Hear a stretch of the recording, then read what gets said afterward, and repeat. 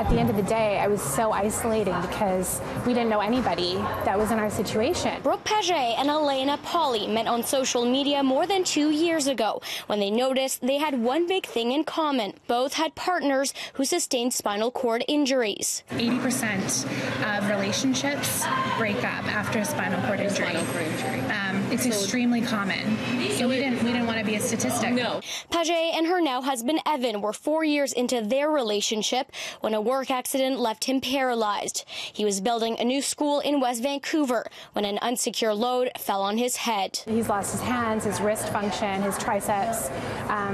He's paralyzed pretty much from here down. Pauly had been dating her boyfriend Dan 3 years when on their first trip abroad to Cuba together, he was paralyzed after diving into the shallow end of a pool. I didn't want to let him know how upset and how lonely I was. Both instantly became primary caregivers and grieved the loss of their relationships as they knew it. Like, I would shower him, I would cook for him, and then I would remember closing the door, turning off the lights, and then having to go and sit in my car and just crying because I was like, now what?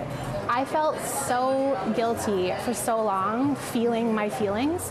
I could talk to him about certain things, but there were so many things that I couldn't talk to him about because, you know, what he's dealing with is just, it's crazy in itself.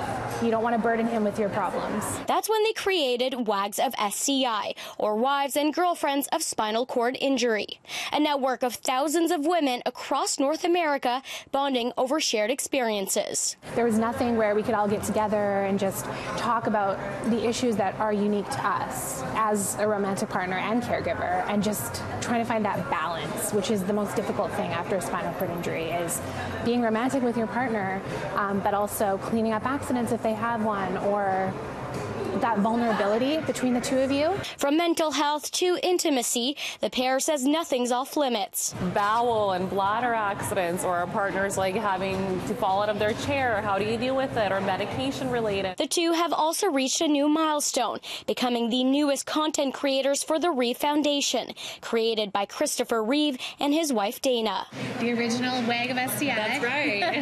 And as the WAGs of SCI continues to grow, they're looking to add new ambassadors to host meetups across the country. In Vancouver, Isabelle Raghem, City News.